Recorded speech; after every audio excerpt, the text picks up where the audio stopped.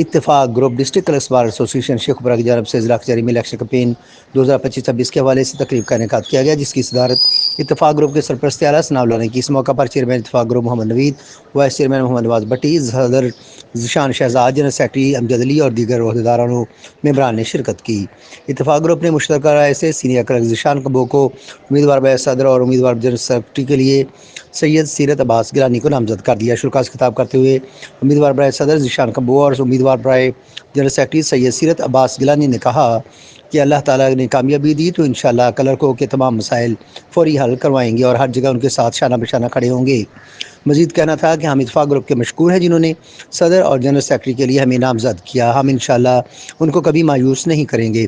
یاد رہے کہ الیکشن 22 فروری کو صبح 9 بجے ہوں گے۔